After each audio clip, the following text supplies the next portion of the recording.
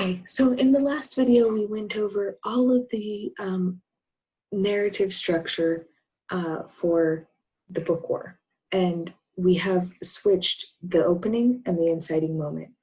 In the story that I asked you to read in Diving In, which is in chapter 4 on page 44 and 45, I wanted you to look for all of those things. So now that you've read Diving In, they also have the inciting moment and the opening are flipped. So we start off with an inciting moment, and hopefully you can remember what that is. Then we give a little bit of background. There was some rising action 1, rising action 2, rising action 3. And then there was a point of real high tension, like the thing that the narrator in Diving In had been working for that entire time. There was a little bit of falling action, and then there was sort of a plan for the future and a lesson that was learned. So I want you to just think about all of those things as they relate to Diving In. So get a little bit of practice identifying all 8 elements of the narrative in the story, because the easier it is for you to identify them, the easier it's going to be for you to create them in your own story. Okay, so now we're ready to move on to the homework. Your homework for today is to complete an outline for your story. You need to have all 8 sections with a brief topic for each section.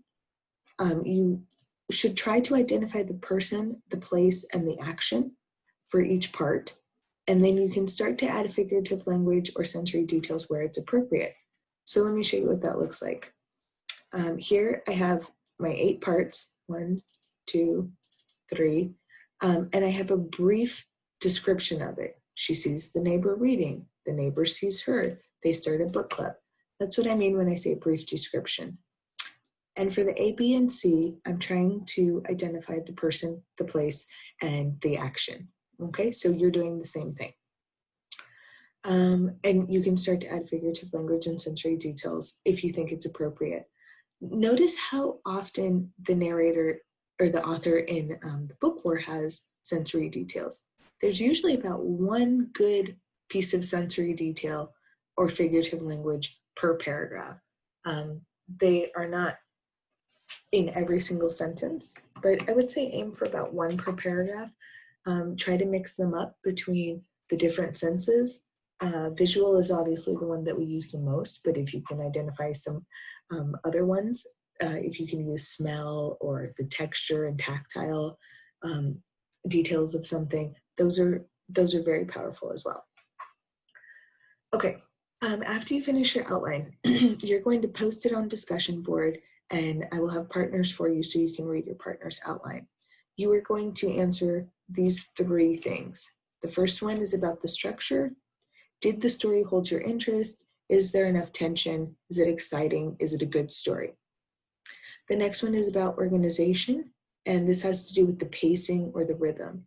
Did it move too fast? Did it move too slow? Are they missing anything? Do they spend too much time on one thing? How's the pacing and the overall movement through the story? The last thing I want you to comment on is the style. And so basically we're talking about the figurative language and the sensory details. Where could they add? Where could they improve? Are their sensory details very exciting and interesting and fresh, or are they kind of like boring? If they just included the color of everything, I was wearing a blue shirt when I got into the red car and drove to the green building. Those aren't really sensory details that are fresh and exciting. Okay, so try to move beyond the visual if you can. And these are the things that I would like you to comment on. I have a sample outline for you, and I just want to show you what that looks like. So I'm going to post this that just has the 8 sections, and it's blank. This is how I would like you to fill it out. Remember that the A, B, and C are going to be people, places, actions. For each one of these, you need to have a brief description right after the name of the section. And if you want to, you can add some figurative language and sensory details directly onto the outline. Okay, we're going to come together in class today, and we're going to start talking about making this into a video. So outline is the last part that we're going to do that's really writing. And from here, we're going to move on to actually putting it into a video sort of like how I'm making these videos where you have a screen showing one thing and you are talking over it, sort of narrating the story. All right, so create your outline here, post it on a discussion board.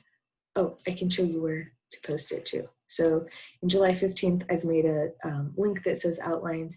You can also go right on the left side here to discussion board and choose outlines. All right, I will see you guys in class. Bye.